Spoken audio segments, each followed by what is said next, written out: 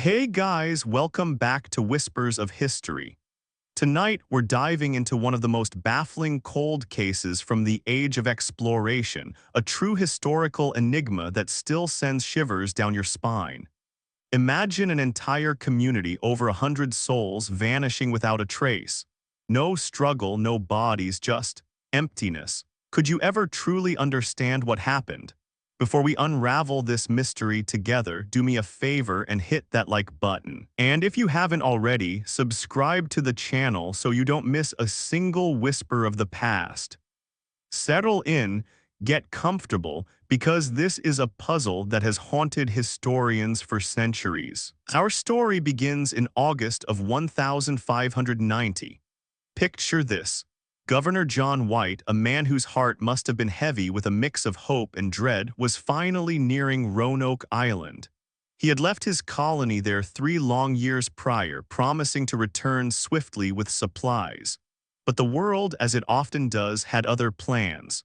War with Spain had kept him away, every day a torment, every night filled with worry for the people he'd left behind, including his own daughter and granddaughters. As their ship, the Hopewell, cut through the waves, the familiar outline of the North Carolina coast began to emerge.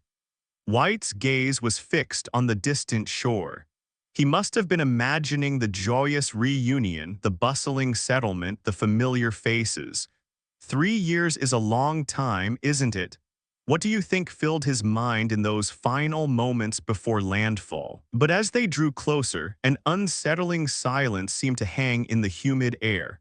There were no welcoming fires, no smoke rising, no signs of life, not even a single boat on the water. The usual sounds of a bustling colonial outpost, the distant chatter, the ring of an axe, were eerily absent. It was too quiet. A knot of unease must have begun to tighten in White's stomach. As the landing party was assembled, a small group of armed men with White at their head. The decision to go ashore was immediate, driven by a desperate need to know. The air was thick with unspoken questions. Every splash of the oars, every creak of the boat seemed to echo the growing tension. What would they find? The answer felt both urgent and terrifying. As they finally reached the shore, stepping onto the sand, the first thing that struck them was the absolute stillness. Not a soul in sight. The wildness of the island seemed to have reclaimed the very edges of where human life should have been. It was as if the land itself held its breath, waiting. As they pushed through the dense foliage, following the path that should have led directly to the settlement. But the path itself was overgrown, choked with weeds and wild vines, as if no one had walked it in years. This wasn't just abandonment, it felt like nature had swallowed everything whole. Where were the signs of daily life, of human passage? And then they saw it. The fort palisade, but it wasn't standing proud and strong. It was overgrown, desolate, and silent. The gate, surprisingly, was off its hinges, standing ajar. It was an open invitation to an empty space. What did that open gate signify? White stepped inside, his heart pounding. The area within the palisade was utterly deserted. The ground was covered in wild grass, not the trampled earth of a living community.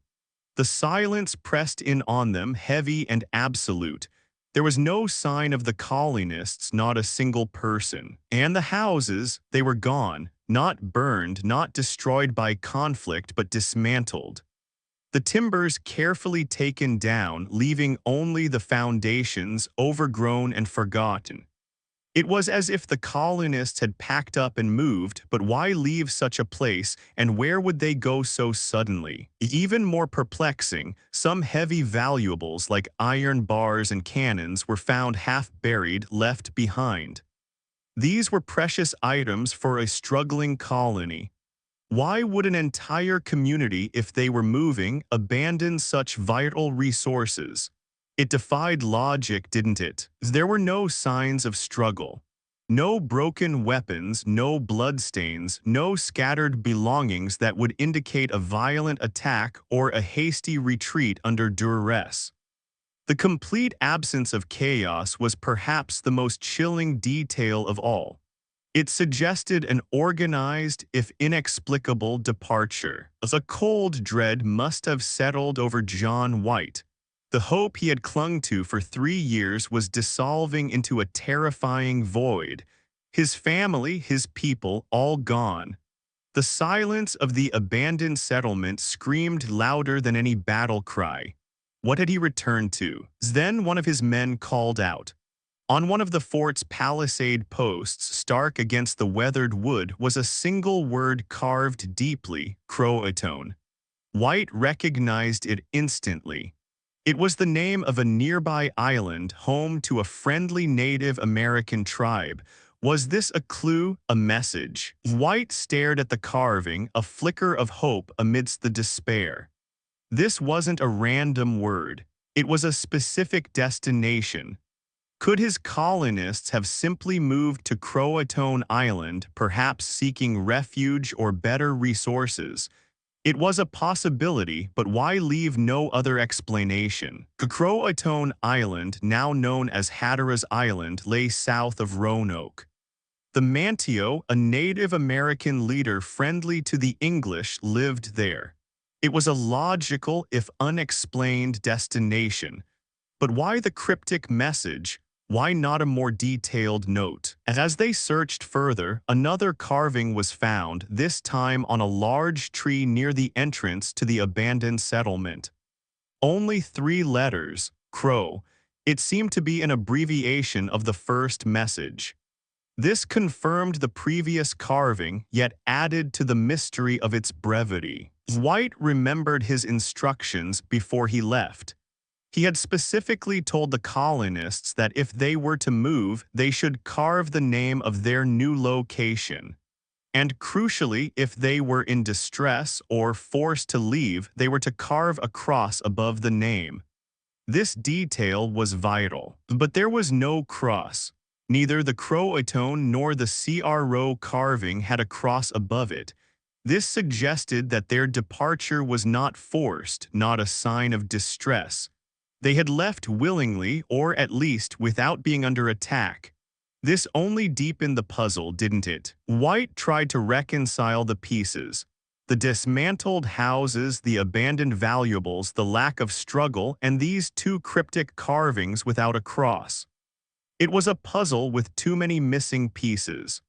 What kind of situation would lead an entire community to pack up so completely, yet leave such sparse, ambiguous messages? The very emptiness of Roanoke was a terrifying answer in itself. The silence was deafening, the overgrown paths a testament to time's relentless march over human endeavors. It wasn't just a place. It was a void, a question mark etched onto the very landscape. It was chilling, wasn't it? The weight of his responsibility must have been immense. He was their governor, their leader, and he had returned to nothing.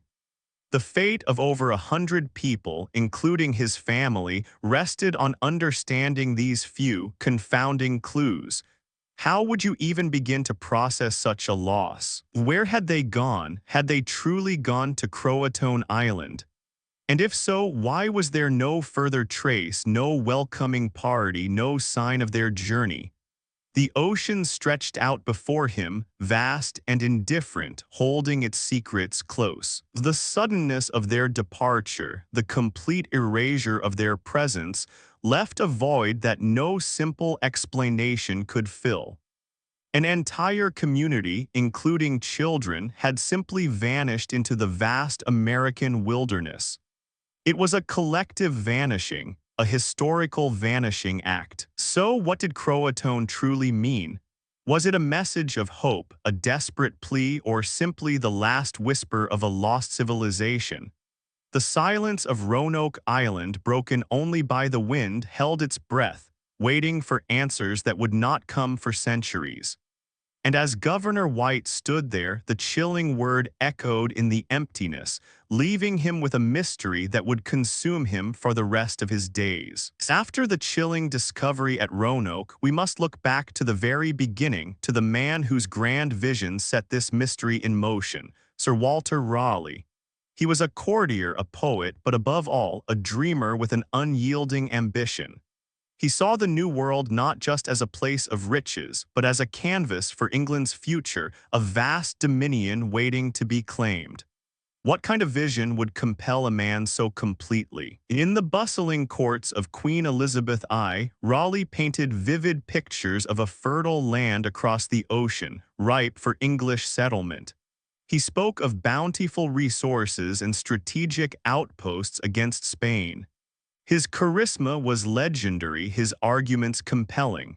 He secured a royal patent granting him vast rights to explore and colonize.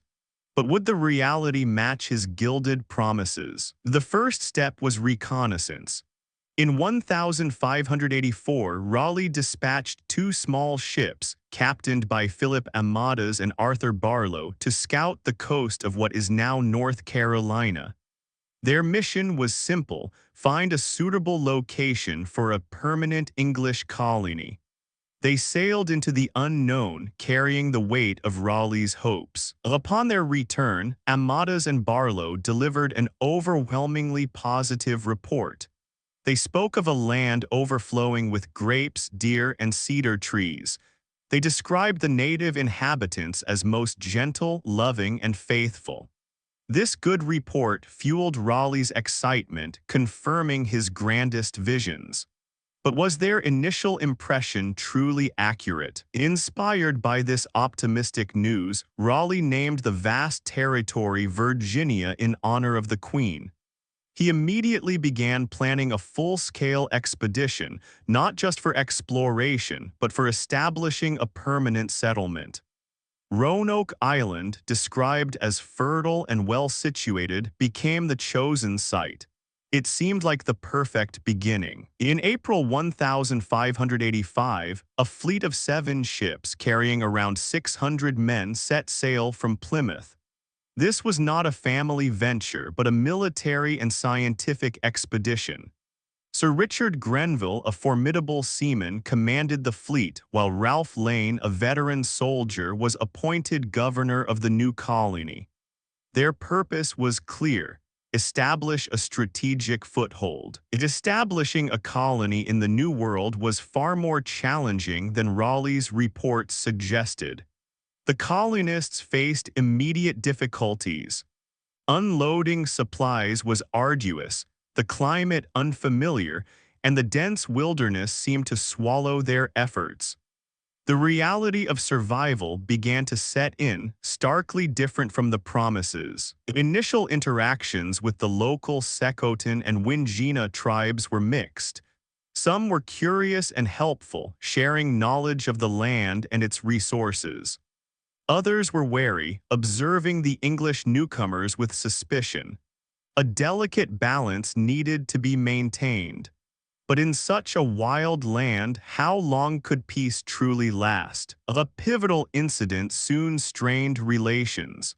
A native villager allegedly stole a silver cup from the English. In retaliation, Grenville ordered the burning of an entire Secotan village and their cornfields. This act of disproportionate force shattered any fragile trust that had been built. It was a harsh lesson, wasn't it? Governor Ralph Lane, a military man, focused on defense and exploration for minerals, particularly gold. His leadership style was rigid, prioritizing security over community building. The colonists, mostly soldiers, were more accustomed to fighting than farming. This emphasis on military goals shaped the early colony's fate. As winter approached, the colonists found themselves increasingly isolated and vulnerable. Their reliance on native food supplies had been disrupted by their own actions. Food grew scarce and morale plummeted. The dream of a self-sustaining colony seemed to fade with each passing day. Could they truly survive on their own? The Secotan, once welcoming, grew increasingly hostile. They saw the English not as temporary visitors, but as a permanent threat to their lands and way of life. Tensions escalated, leading to skirmishes and ambushes. The colonists found themselves surrounded by an increasingly dangerous wilderness, both natural and human. The fear began to grip the small English outpost. Every rustle in the leaves, every distant sound seemed to carry a threat. The vastness of the American wilderness, once promising, now felt oppressive and menacing. They were a tiny speck in an enormous, untamed land.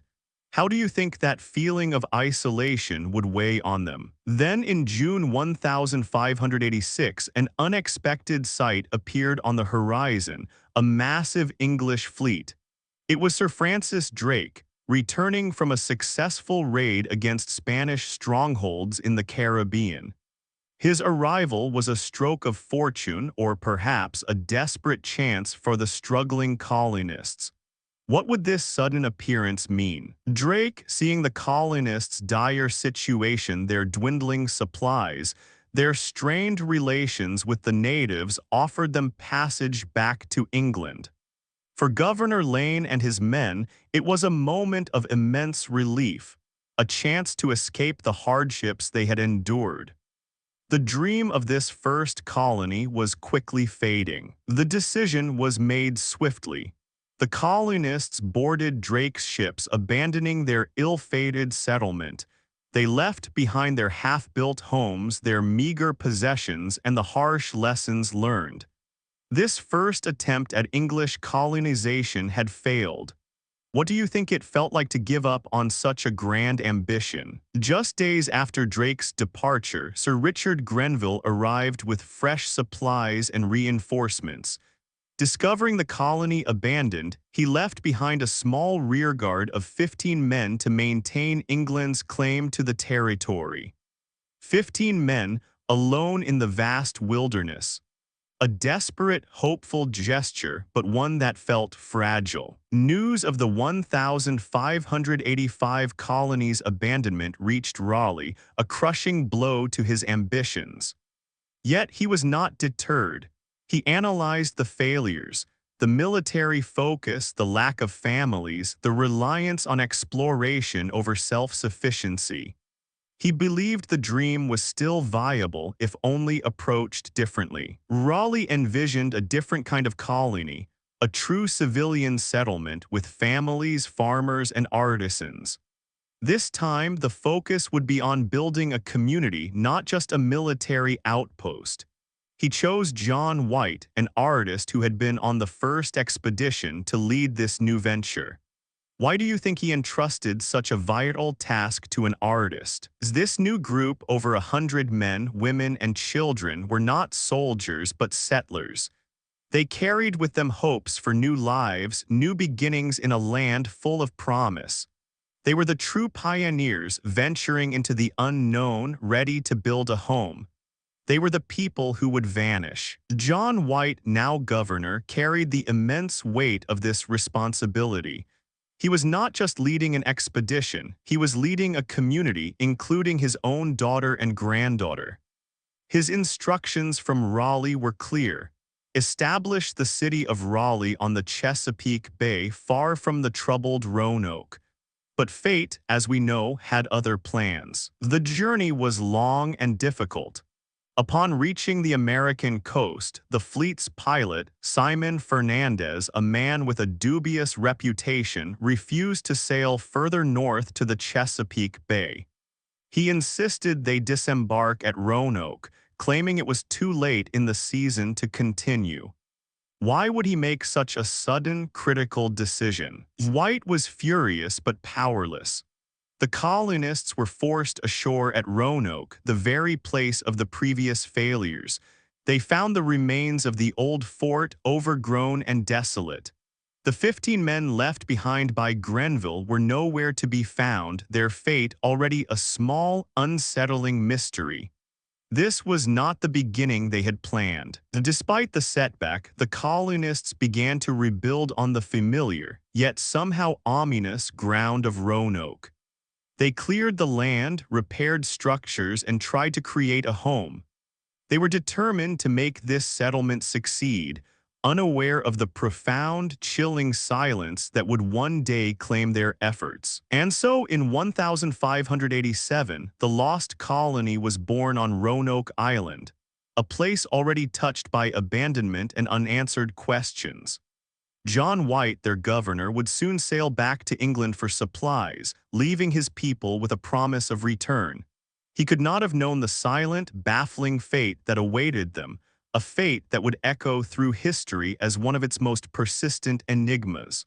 What would he find when he next returned to these shores? When Governor John White reluctantly left Roanoke in 1587, his heart was heavy, but his resolve was firm. He promised the colonists, including his daughter and granddaughter, a swift return with vital supplies. He imagined a short voyage, a quick turnaround in England, and then back to the New World before the seasons truly turned. The weight of their hopes and his own family's safety pressed upon him with every wave that carried his ship eastward. He knew the perils they faced without fresh provisions. How quickly do you think he hoped to return? The journey across the vast Atlantic was long and arduous, as it always was in those days. Days blurred into weeks, the rhythm of the ocean a constant reminder of the distance growing between him and the fledgling colony. He must have spent countless hours planning, mentally cataloging the necessities, tools, seeds, livestock, and more colonists to bolster their numbers. Every mile gained towards England was a mile away from his people. What thoughts do you think filled his mind during those lonely nights at sea? Finally, in late 1587, White's ship sailed into an English port. He must have felt a surge of relief, believing his mission to be straightforward. He immediately sought out Sir Walter Raleigh, the visionary behind the Roanoke venture, to report on the colony's progress and to press for the urgent dispatch of a relief fleet. The colonists were waiting, and every moment counted. Did he truly believe it would be that simple? Raleigh listened intently to White's account, his ambition for the New World undimmed. He understood the urgency, the necessity of sending supplies to ensure the colony's survival. He had invested heavily both financially and personally in this grand project. The city of Raleigh was meant to be a permanent English foothold, a testament to his vision. But the political winds in England were shifting, carrying the scent of war. Would his influence be enough? As White began his efforts to secure ships and provisions, a shadow fell over England. The threat of the Spanish Armada, a massive invasion fleet assembled by King Philip II of Spain, loomed larger each day. Rumors turned into grim realities. The nation braced for war. A royal decree was issued, a command that would dramatically alter White's plans. How would a king's decree change everything? The Anglo-Spanish War had officially begun. Spain, a powerful Catholic nation, sought to overthrow Protestant England and its Queen Elizabeth I. It was a conflict that encompassed the entire continent, a struggle for dominance on the seas and in the emerging global empires. Every resource, every ship, every man was now needed for the defense of the realm. The fate of a distant colony became secondary. Do you think this was an unexpected turn for White? The Queen's command was absolute. All ships capable of fighting or transporting troops and supplies were to be held in English ports, ready to defend against the impending Spanish invasion. No vessels were to leave for distant voyages. This was a matter of national survival. It was a direct blow to John White's urgent mission. How would he possibly get ships now? White watched in despair as the very ships he needed for Roanoke were pressed into military service. Merchant vessels were being armed, their holds cleared for cannons, not colonial supplies. His pleas, his arguments about the desperate situation of the colonists fell on deaf ears. England faced an existential threat and nothing else mattered. Imagine his frustration knowing his people waited. What would you have done in his place? The summer of 1588 saw the climax of the conflict. The Spanish Armada, a formidable fleet of over 130 ships, sailed towards England. The entire nation held its breath. The fate of England hung in the balance, a monumental struggle that dwarfed any colonial ambitions. For months, all eyes were on the English Channel. Could White truly expect anyone to listen to his pleas for a distant colony? While England rallied its forces, John White continued his desperate struggle. He wrote letters, he sought audiences, he appealed to anyone with influence. He knew the longer he was delayed, the greater the peril for his colony. Each passing day was a torment, a silent countdown to an unknown fate. But the Crown's priorities were clear and unyielding. Do you think his letters ever truly reached the right people? Even Sir Walter Raleigh, with all his charm and influence at court, found himself constrained by the war. While he still championed the colonial cause, the Queen's attention was entirely focused on national defense. Raleigh's own ships and resources were also commandeered for the war effort. His grand vision for Virginia had to wait. How difficult must it have been for Raleigh to put his ambitions aside? The focus in England was singular: repel the Spanish. Naval strategists pored over maps, commanders drilled their men, and every available ship was prepared for battle. The entire nation became a fortress, its resources marshaled for survival. In such an environment, the concerns of a small, distant colony seemed insignificant, almost a distraction. Would you have understood their priorities? White's frustration mounted with each passing month. He was a man of action, a leader, yet he was trapped, powerless on the wrong side of the ocean. He could only imagine the struggles his people faced, the dwindling supplies, the growing uncertainty. The silence from Roanoke, a silence he had not yet heard, was already beginning to build. What kind of torment would that powerlessness inflict on a man? Despite the embargo, White managed to find a glimmer of hope. In the spring of 1588, he secured passage on two small, poorly equipped ships that were permitted to sail for the West Indies, provided they did not engage in any fighting.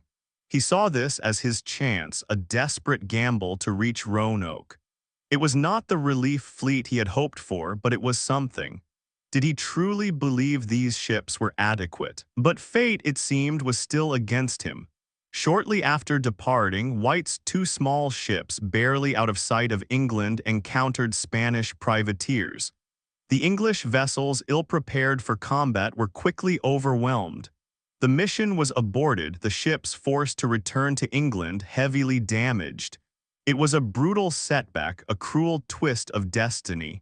How much hope do you think he had left after this? Back in England, White was forced to endure the agonizing weight as the war raged.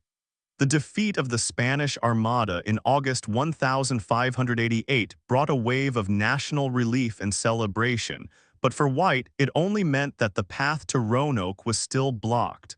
The focus shifted from direct invasion to continued naval skirmishes and privateering. The sea lanes remained dangerous.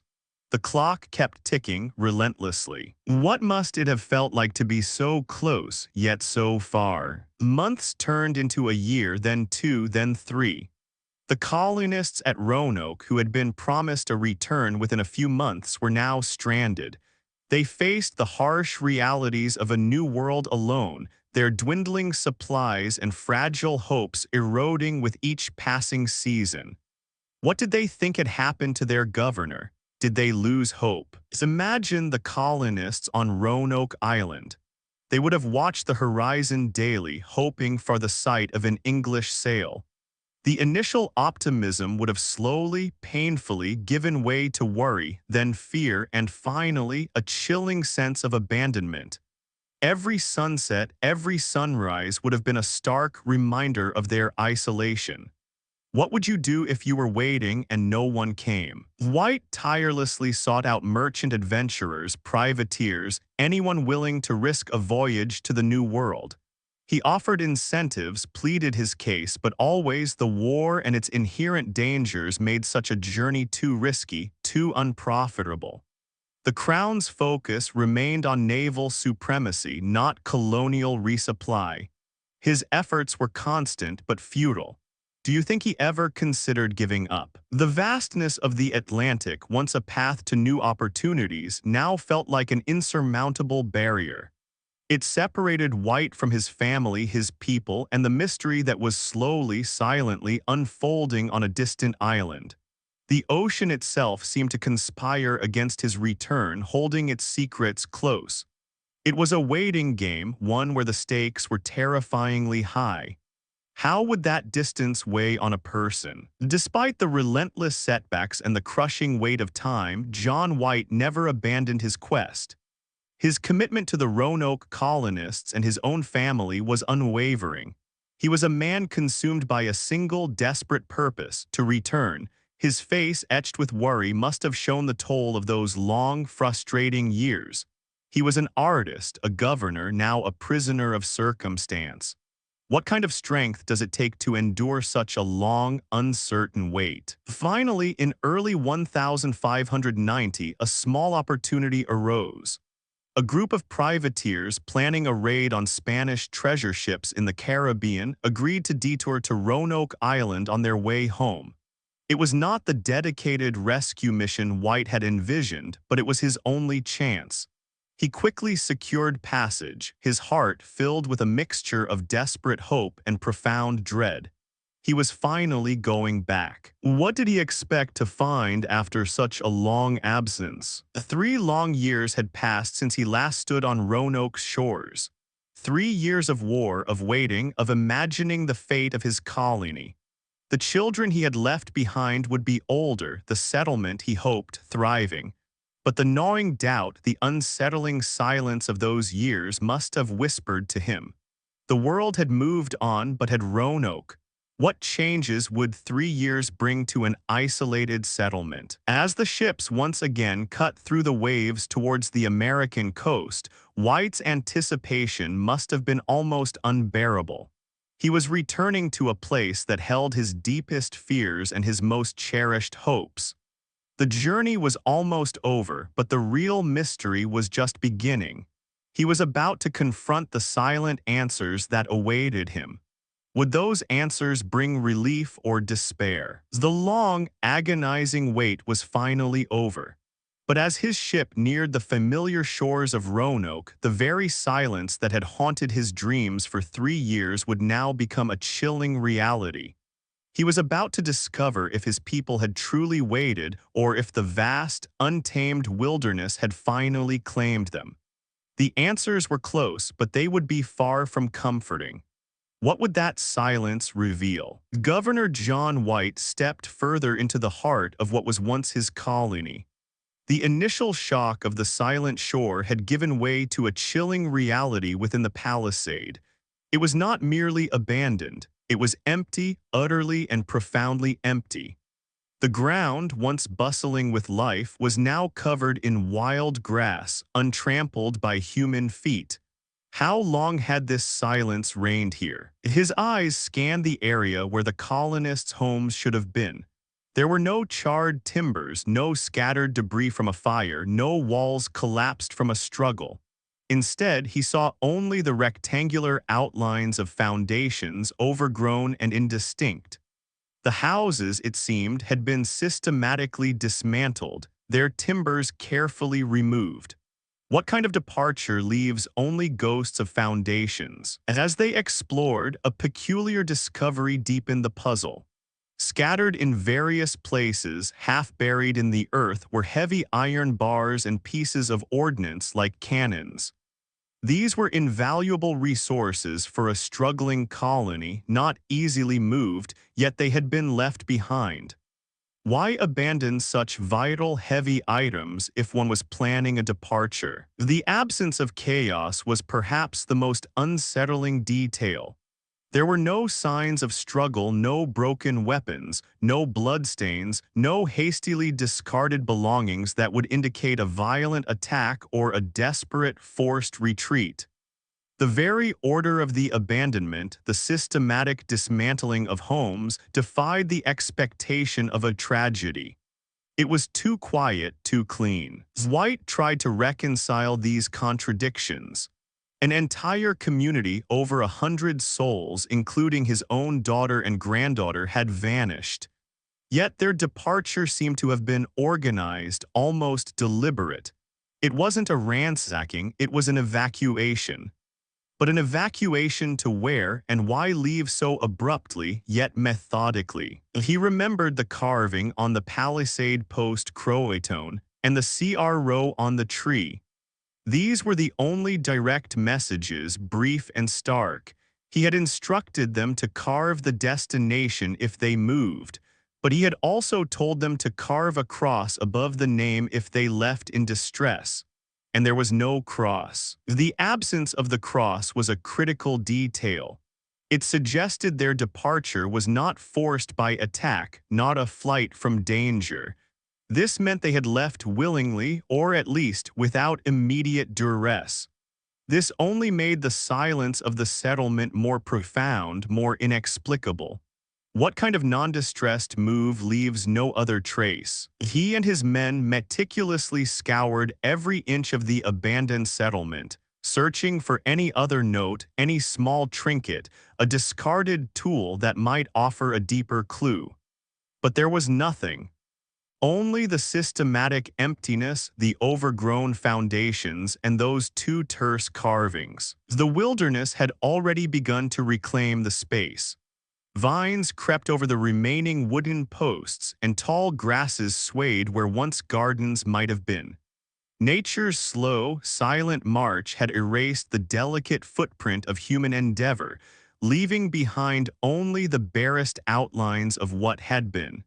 It was as if the island itself had swallowed them whole. White must have felt the weight of every lost soul. Over 100 people, including children, had been here. He remembered their faces, their hopes, their struggles. Now they were gone. The sheer scale of the disappearance, without a single body or sign of violence, was almost too much to grasp.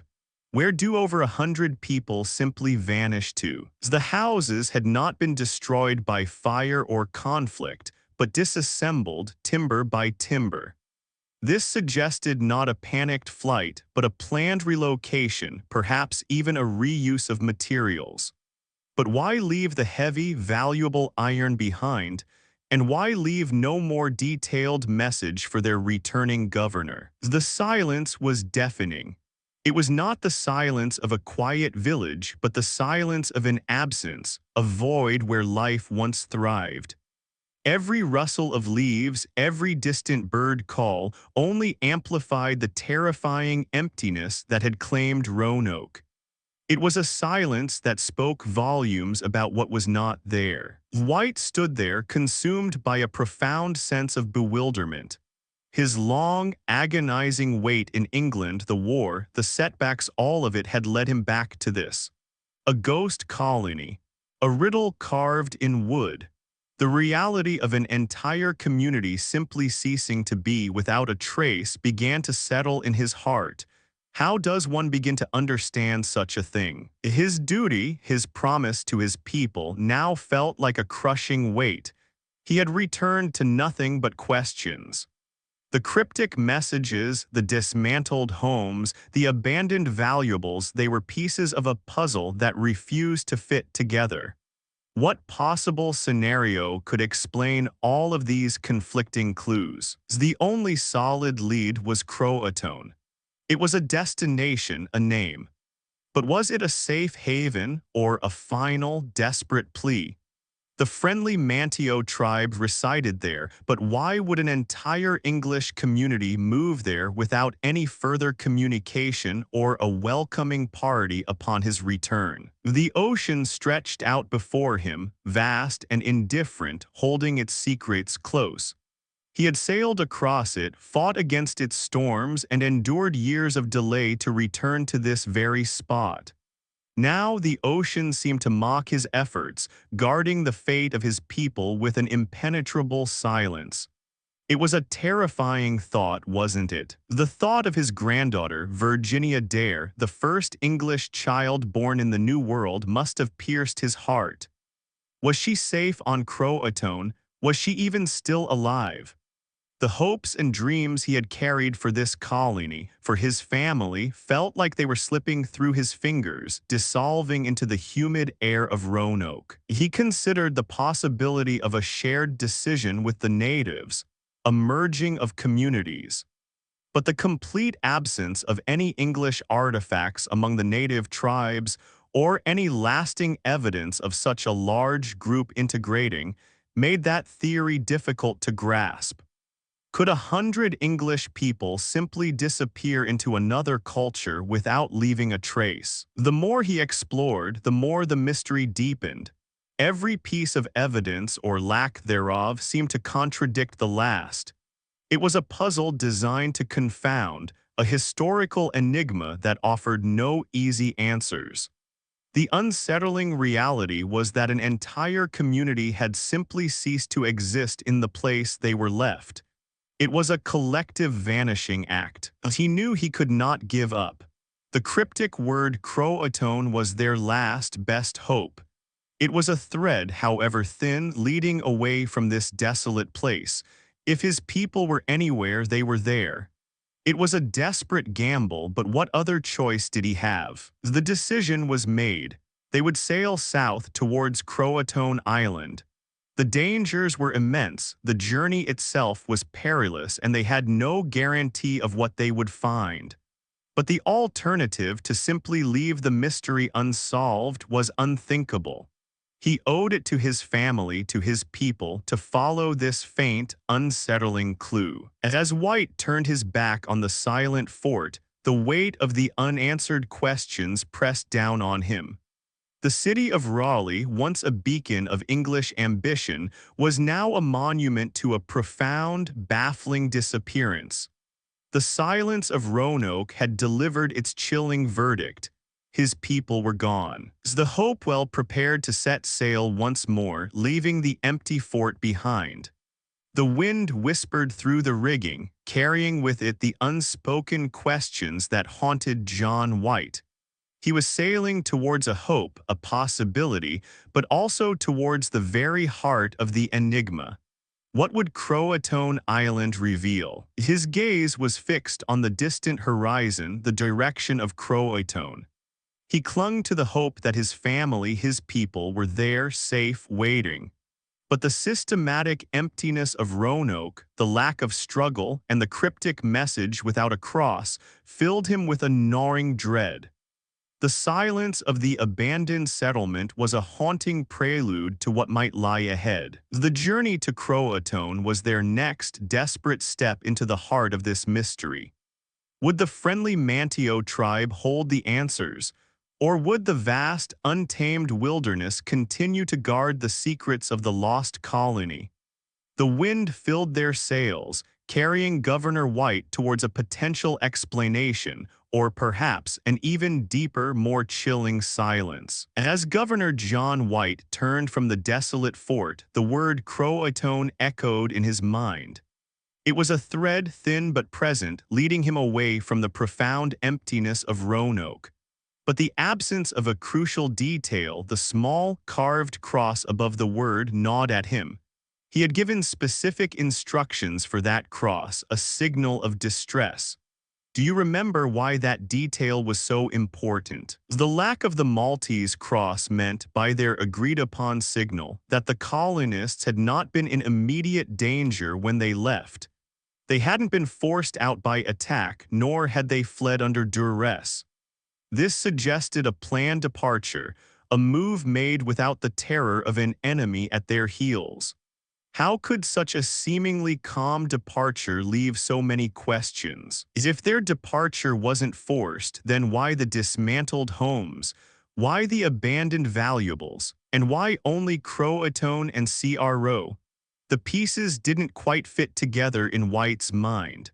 A nondistressed move should have left a clearer path, a more welcoming sign. He knew Croatoan referred to a nearby island now known as Hatteras. It was also the name of a friendly Native American tribe led by Manteo, an ally of the English. This was the most logical destination, a place of potential refuge. It offered a flicker of hope amidst the chilling silence. White clung to the possibility that his people had simply relocated, perhaps seeking better resources or safer ground. It was the only explanation that offered any comfort, any chance of finding his daughter and granddaughter. But why had they left so abruptly and without a more detailed message? The Hopewell, the ship that had brought him back to this enigma, was prepared for departure. The crew, though weary, shared White's desperate hope. They were sailing towards the unknown, towards the very heart of the mystery, guided by a single cryptic word. What would they find at Croatoan? The decision was made. They would sail south, following the faint clue of Croatoan. It was a perilous journey along unfamiliar coastlines, but the alternative to abandon the search was unthinkable. White felt an immense weight of responsibility, a solemn promise to his lost people. As the ship cut through the waves, leaving the haunting silence of Roanoke behind, a fragile hope began to build. Perhaps, just perhaps, his family and the colonists were safe, waiting for him on Croatoan. The ocean, for a time, seemed calm, almost welcoming. He imagined the reunion, the joy of seeing his loved ones again, hearing their stories of survival. This dream sustained him, pushing aside the chilling reality of the empty fort. He clung to the image of his granddaughter, Virginia Dare, growing up safe on that distant island. How much did he want to believe it? But the weather, as it often does in these waters, began to shift. The sky, once clear, started to darken.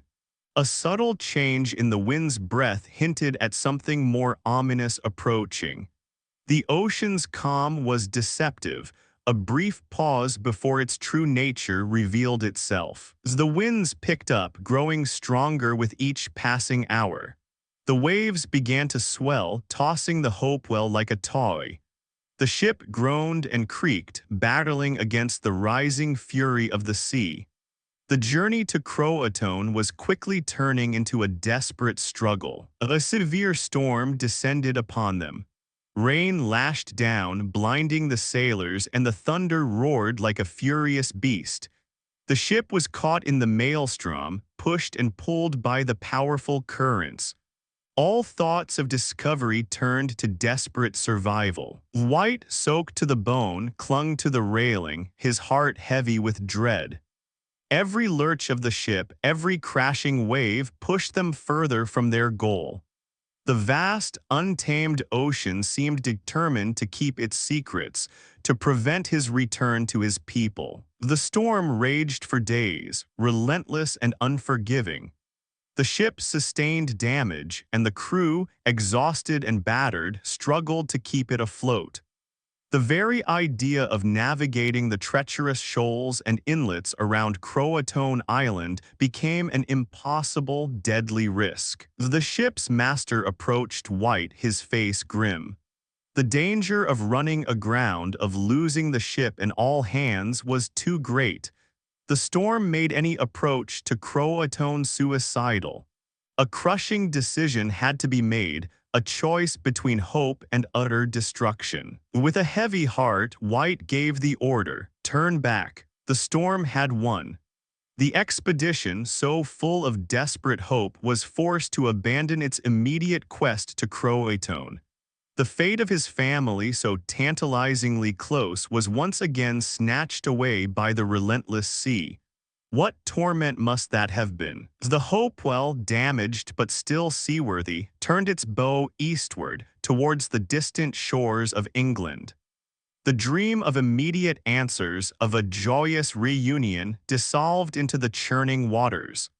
White was being pulled further and further from the mystery that consumed him. The return voyage was filled with a profound sense of defeat. White had come so far, endured so much, only to be thwarted by the very elements he sought to conquer. The silence of Roanoke, now compounded by the unreached shores of Croatoan, left him with an even deeper void. He was powerless.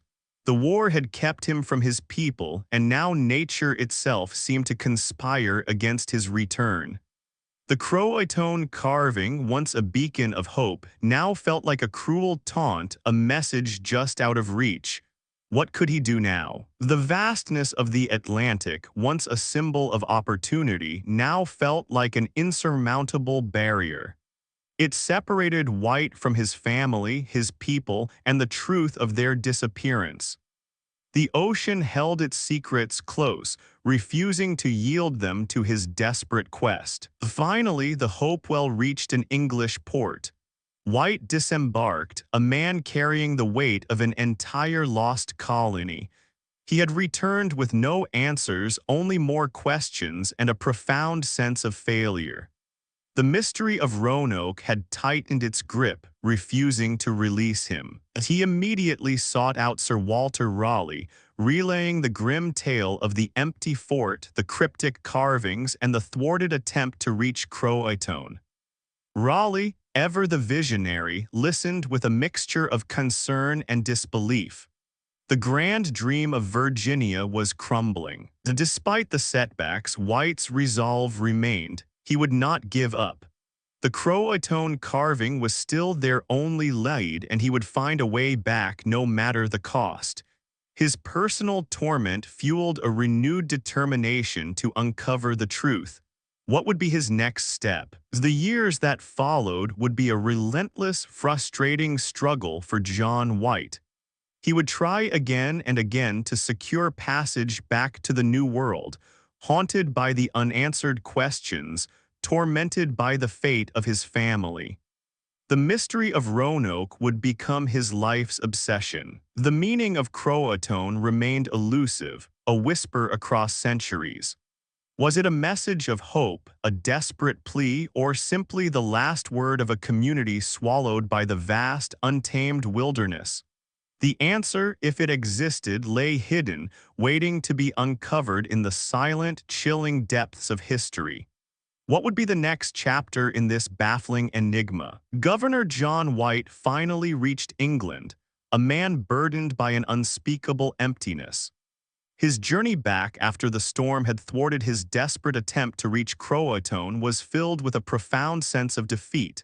He immediately sought out Sir Walter Raleigh, the visionary who had launched this grand venture.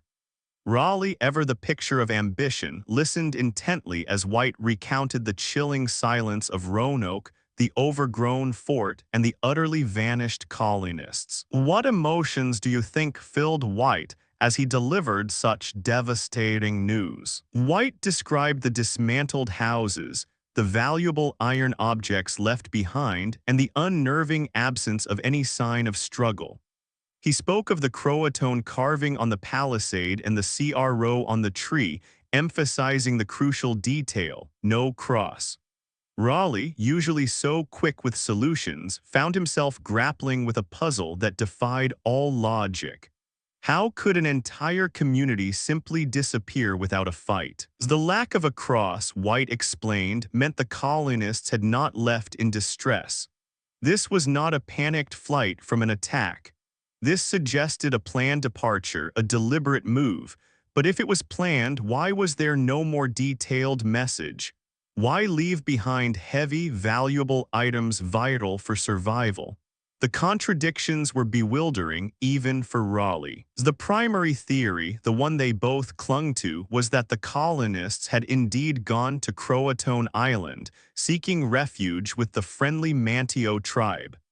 It was the only logical interpretation of the carving. But why had they not left a more welcoming sign, a clear path, or even a single person to await White's return? It seemed a strange way to relocate, didn't it? White recounted the severe storm that had prevented his ship from reaching Croatoan. The elements themselves seemed to conspire against his quest for answers. This added another layer of torment, knowing he had been so close, yet brutally pushed back. The sea, once a pathway to ambition, had become a guardian of secrets. As the news of the empty colony spread among Raleigh's associates and those interested in the New World, theories began to emerge. each attempting to explain the inexplicable. The most comforting and perhaps most widely accepted at first was the idea of assimilation. Could the colonists, facing dwindling supplies and prolonged absence of their governor, have chosen to integrate with a friendly Native American tribe? The Manteo of Croatoan Island were known allies. Perhaps they had simply merged, seeking survival in a new way of life. But would over 100 English men, women, and children truly vanish into another culture without leaving a single identifiable trace for centuries? The complete absence of English artifacts among known indigenous groups or any oral histories of such a large group integrating made this theory difficult to prove. While plausible, it felt too neat, too convenient for such a profound disappearance. It left too many lingering questions about the silence. Another, more chilling theory was that of a massacre. Despite the lack of a cross and the absence of struggle, some feared the colonists had been attacked and wiped out. But if so, where were the bodies? Where were the signs of a desperate fight? The meticulous dismantling of houses contradicted this grim possibility. A massacre usually leaves chaos, destruction, and grim evidence. Roanoke had none of that. It was too orderly, too quiet for such a violent end. The silence itself was the most unsettling clue, ruling out many conventional explanations for disappearance. It was a silence that screamed of absence, not conflict. Could a natural disaster have swept them away? A hurricane, a devastating storm surge. The Outer Banks are known for their fierce weather. But again, the dismantled houses argued against this. A natural disaster would leave ruins, not neatly removed timbers. And where would the bodies have gone? The vastness of the ocean, perhaps, but still no trace. This led back to the most persistent theory, a planned relocation that went wrong. The Croatoan carving was their intended destination. Perhaps they simply moved, seeking better land or a safer haven from potential hostilities or even just better resources. But if so, why the secrecy? Why the lack of a more detailed message? White's thwarted voyage to Croatoan only deepened this particular enigma. If they had indeed gone there, what happened after? Why were they not found? The storm that pushed White back was a reminder of the perilous journeys of the time. Could a similar, perhaps even more devastating, event have befallen the colonists on their own journey? The enduring question, the one that truly haunted Raleigh and White, was why no trace of their journey or final destination was ever found. No wreckage, no abandoned tools along a path, no graves, no further messages. It was as if the earth itself had swallowed them whole, leaving not even a whisper behind. Why do you think the silence was so absolute? Raleigh, despite his immense influence, found himself powerless against this baffling reality. His grand vision for Virginia, meant to be a beacon of English power, had become a haunting question mark. He continued to fund search efforts, but each failed attempt only reinforced the profound mystery. Expeditions were sent in the years that followed, not always with White, but with Raleigh's continued backing.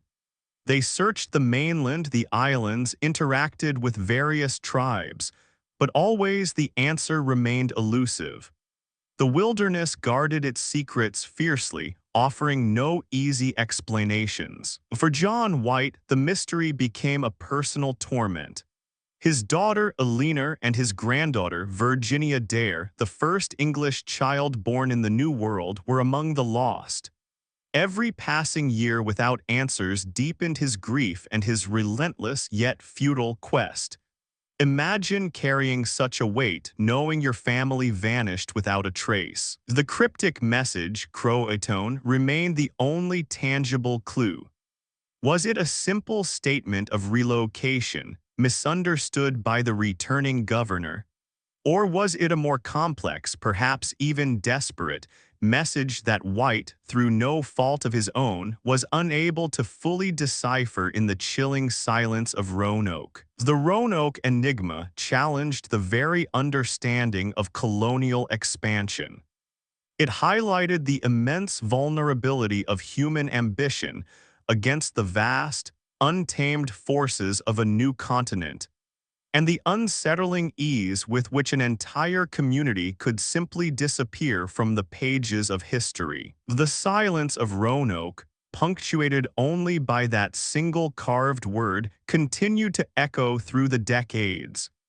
It was a silence that refused to be filled by easy answers, leaving historians and curious minds alike to ponder the chilling possibilities. What truly happened in that desolate place? Sir Walter Raleigh, stripped of his royal favor and later imprisoned, never gave up on his dream of an English Virginia, nor on the hope of understanding Roanoke. But the mystery, much like his own ambitions, remained unfulfilled during his lifetime. The questions lingered, unanswered, like ghosts in the colonial narrative. White eventually retired from public life, his last years consumed by the unanswered questions of Roanoke. The fate of his family, the silent vanishing of an entire colony, became his enduring legacy. He died without ever knowing the truth, leaving the profound mystery to haunt future generations. The lost colony of Roanoke, therefore, became more than just a historical event. It became a symbol of human vulnerability in new lands, of cryptic messages, and of the terrifying reality of an entire community vanishing without a fight. It was a story told only by its silence. The theories continued to be debated for centuries, each providing a piece of the puzzle, yet none offering a complete picture. The truth of Roanoke seemed to lie just beyond reach, hidden in the whispers of history, in the untamed wilderness of the Outer Banks, and in the enduring silence of a vanished people. What do you think is the most compelling theory? But even as the centuries passed, the enigma of Roanoke continued to beckon.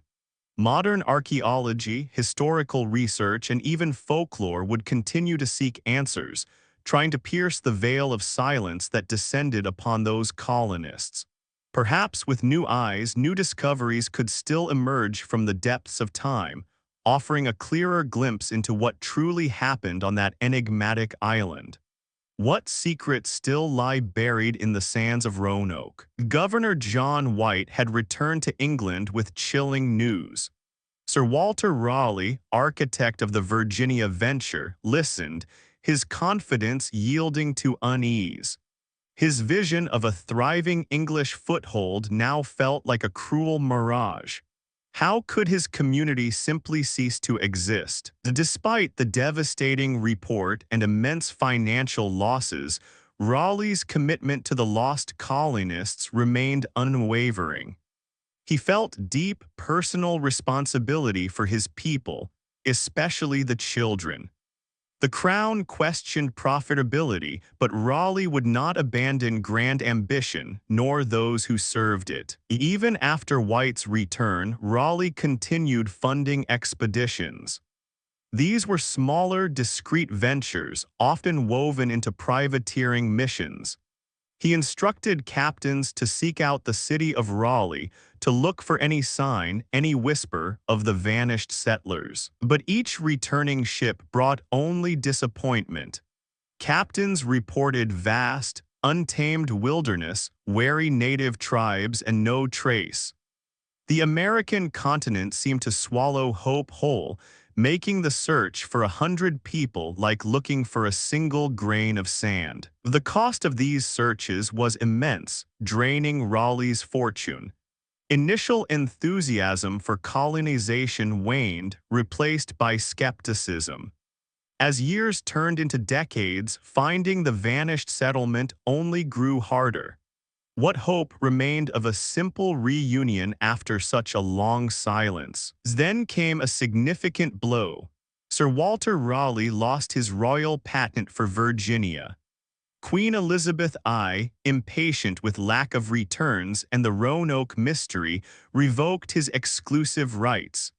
This meant Raleigh could no longer control or directly profit from colonial ventures. Losing the patent was a bitter pill. His grand dream of Virginia was no longer solely his. While he held influence, official avenues for funding large-scale searches were now closed. He was forced to rely on more clandestine, less effective means. Yet his obsession with Roanoke persisted. He privately funded voyages through proxies using his remaining wealth. He sought out captains heading to the New World, offering rewards for any information, any clue, no matter how small, about the lost colonists. The logistics were daunting. Sending ships across the Atlantic was a monumental undertaking, fraught with peril and expense. As years wore on, the memory of the colonists faded for many, but not for Raleigh. He carried the burden of their unknown fate. The sheer scale of the American wilderness was an overwhelming adversary. It was a vast, silent guardian of secrets, where an entire community could disappear without a trace. English understanding of the continent was rudimentary, making focused search challenging. His information from the New World was slow, fragmented, and often unreliable. Rumors of white-skinned people seen among native tribes occasionally reached England, but they were vague and impossible to verify. Raleigh clung to these whispers, but they offered little concrete hope. He often pondered the cryptic Croatoan carving. Was it a simple message of relocation or a deeper, unsettling meaning? The absence of the cross, indicating no distress, continued to confound him. It suggested a choice, but what kind of choice? As time marched on, Raleigh's personal struggle deepened. His grand ambition, once clear, was now clouded by profound failure. Roanoke became a symbol of unfulfilled promise, a haunting question mark over his illustrious career. How does a visionary reconcile such an absolute loss? The financial strain of his continued, fruitless searches took a heavy toll. He had poured vast sums into the Virginia project, and now, without a patent, he was sinking money into a ghost. His wealth diminished, but his determination to find answers did not. The children left on Roanoke would now be adults if they survived. Virginia Dare, the first English child born there, would be a young woman. The thought haunted Raleigh. What life had she known? Had she grown up among strangers? The dream of a thriving English colony, once vivid, transformed into a chilling enigma. Roanoke was no longer just a lost settlement. It was a collective vanishing, a historical puzzle defying all explanation. It was a story of silence, not of conquest. Raleigh's name remained synonymous with Virginia, but also its enduring mystery. Publicly, he maintained hope, but privately, unanswered questions weighed on him. He carried the burden of over 100 vanished souls, a testament to the harsh realities of the New World. Even as he faced his own shifting fortunes in England, including periods of imprisonment, Raleigh's mind often drifted back to the distant shores of Roanoke. He clung to the hope that one day the truth would emerge, that his people would be found. He envisioned colonists living among native tribes, perhaps assimilated, perhaps struggling. He imagined their daily lives, their fears, their hopes, always returning. Why no clearer sign? The silence from Roanoke was the loudest answer. The mystery of Roanoke became a stain on his brilliant career, a constant reminder of unpredictable ambition. It was a testament to human vulnerability in new lands, where even carefully laid plans could dissolve into thin air. Raleigh understood that the New World held secrets far deeper than any gold or land. It held a profound silence, a quiet power that could absorb an entire community without a trace. This realization must have been both humbling and terrifying. He pursued leads, however faint, for as long as he could. But resources, political will, and the concept of finding a century-old vanished settlement became insurmountable. The trail grew colder with each passing year. The question of Roanoke, of what truly happened, became part of England's nascent colonial narrative. It was a cautionary tale, a whisper of the unknown, reminding future generations of perils and profound mysteries across the ocean. Sir Walter Raleigh, the great adventurer, would ultimately die without knowing his lost colonists' fate. The enigma of Roanoke, the haunting silence of that abandoned island, would outlive him, becoming a legacy of unanswered questions. And so, the mystery deepened, passing from White and Raleigh to future explorers and historians. The whispers of Roanoke would echo through centuries, a silent challenge to all who sought to unravel the secrets buried in time. But would anyone ever truly find the answers? Welcome back to Whispers of History. As our journey through the enigma of Roanoke draws to a close, we turn our gaze from the desperate searches of John White and Sir Walter Raleigh to the centuries that followed. The mystery of the lost colony, far from fading, solidified into one of history's most enduring and perplexing puzzles. Imagine an entire community simply ceasing to exist, leaving only a cryptic whisper in the wind. How does a story like that survive through time? John White, as we know, died without ever finding his family or the colonists. His relentless quest, thwarted by war and nature, became a testament to human perseverance against overwhelming odds, but also a symbol of profound failure.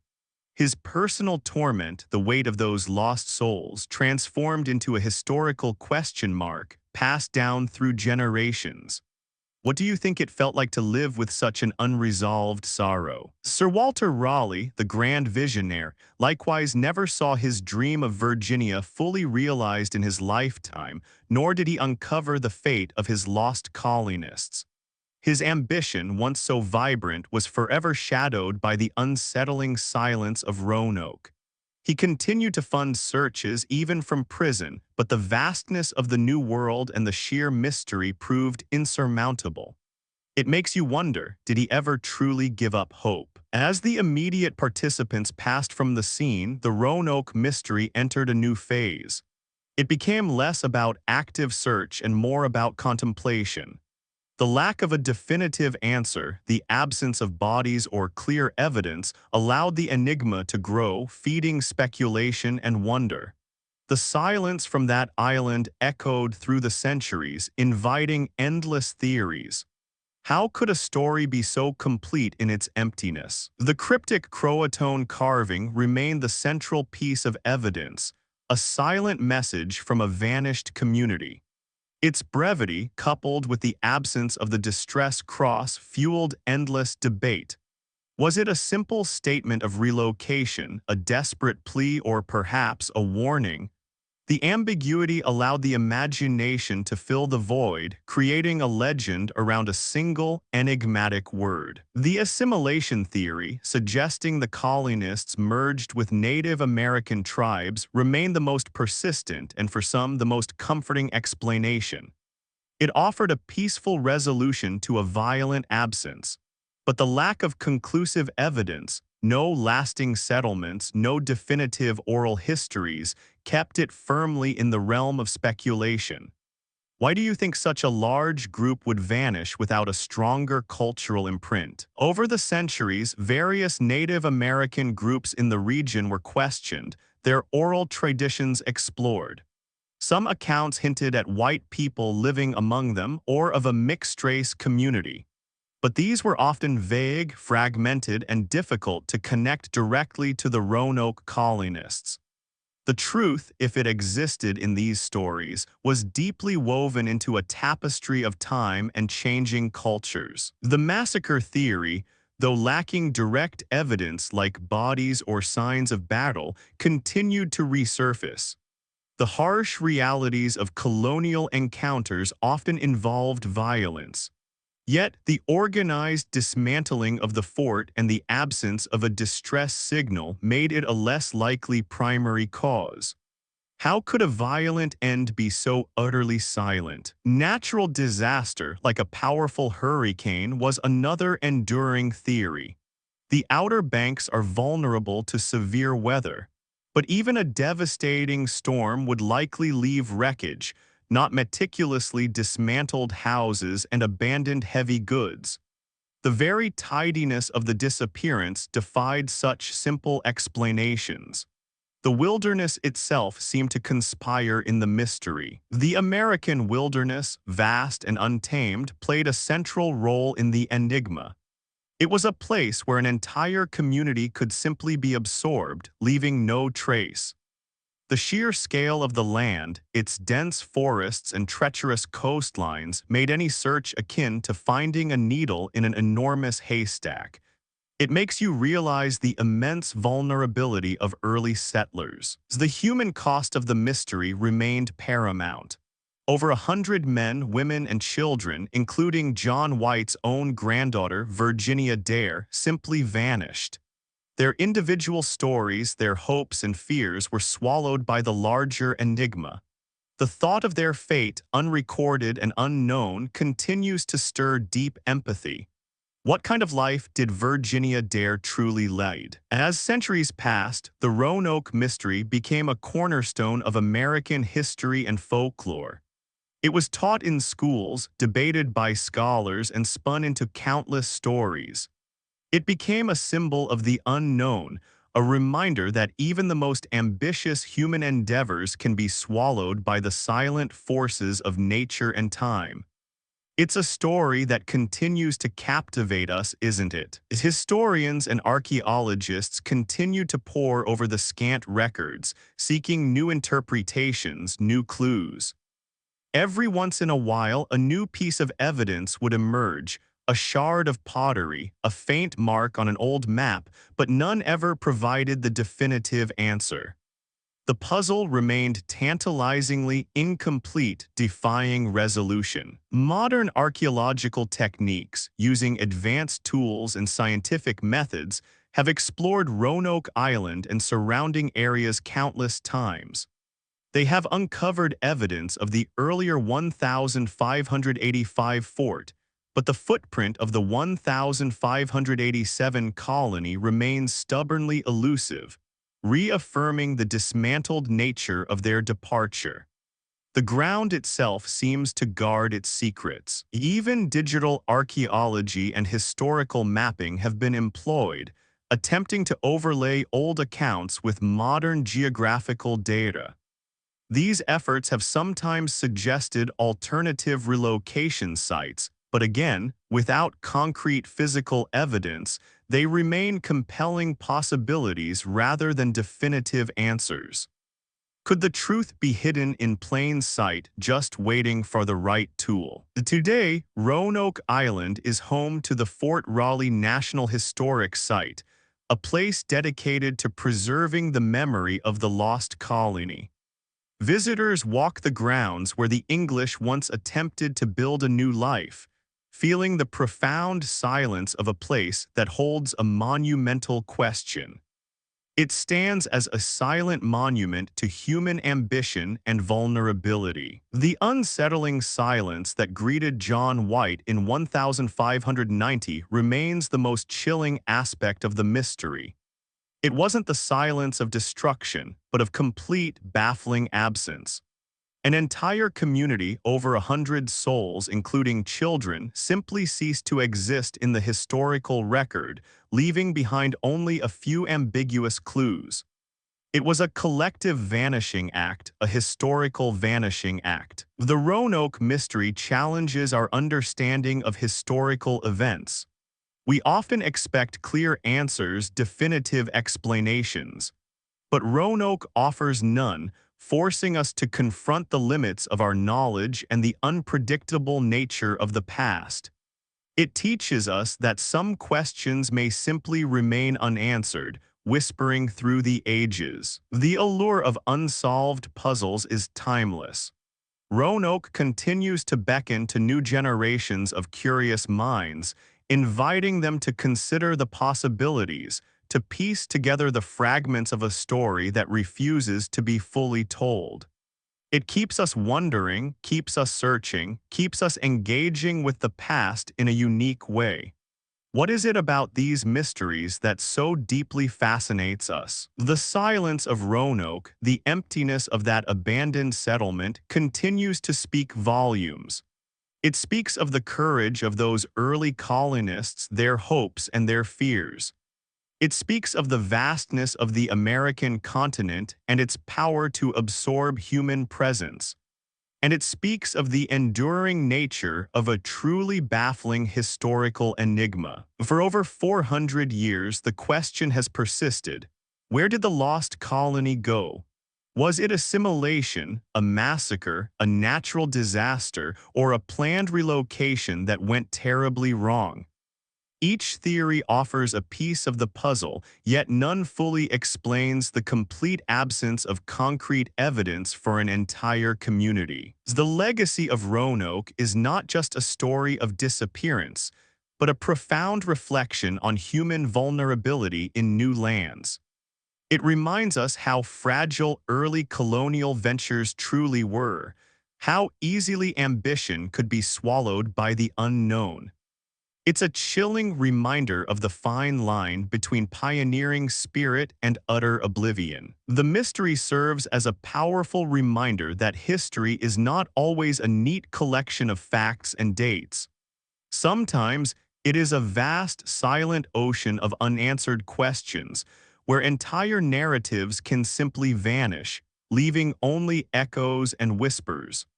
Roanoke is one of history's greatest terra incognita stories, and so the enigma of the lost colony of Roanoke remains.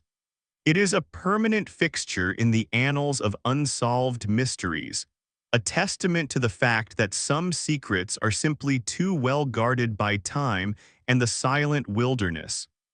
It reminds us that even with all our modern tools, some puzzles are destined to linger, forever whispering their questions. The story of Roanoke, with its chilling silence and unanswered questions, invites us to reflect on the vastness of history and the enduring power of the unknown. It reminds us that sometimes the most profound stories are those left unfinished, allowing our minds to wander into the quiet depths of the past. And so, as the moon climbs high, sleep well, and let the whispers of history carry you into dreams filled with intriguing possibilities.